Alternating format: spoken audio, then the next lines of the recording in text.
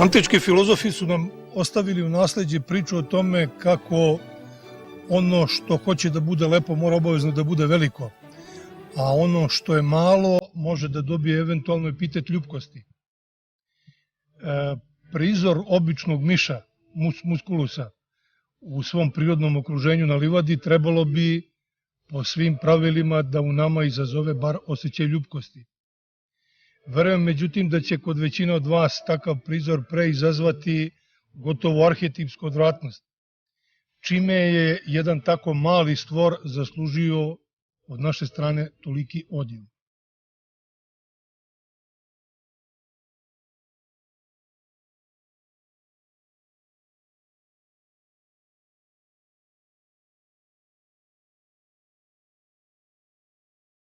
Interesantno je da je evropski kontinent gotovo vertikalno presečen što se tiče populacije miševa. Na zapadu Evrope živi varijetet Mus musculus domesticus koji je nešto krupniji, naraste do 9 cm, nešto je svetlije dlake i sitnijih ušiju. Kod nas na istoku Evrope živi varijetet musculus koji je tamnije dlake, nešto sitnijih i krupnijih ušiju. Jednako su omraženi oba upravo zbog svog načina života.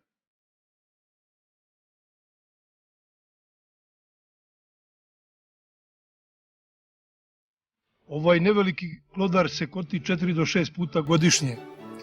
Za svega 23 dana ženka donese mladunce na svet, oni sisaju samo 18 dana, samostalni su već posle 28 dana, a polno zreli već sa 45 dana.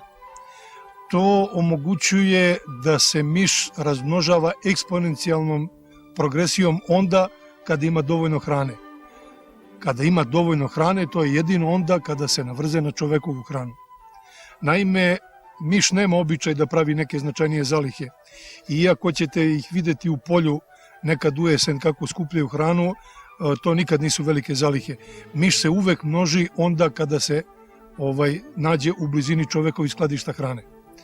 Ta vekovna konkurencija između miševa i čoveka oko hrane je i učinila da taj maleni glodar izađe na tako zao glas.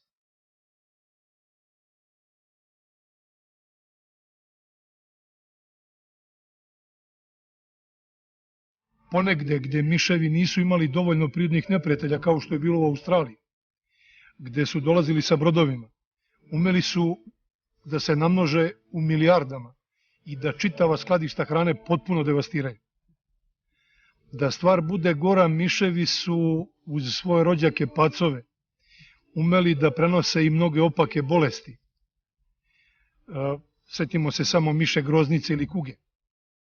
Zbog toga se danas za proganjanje tih sitnih glodara, za takozvani proces deratizacije, brine čitava jedna industrija koja troši ogromne količine novca i naravno nikad ne truje samo onoga kome je otrov namenjen, nego ono što od tih otrova i mi trpimo.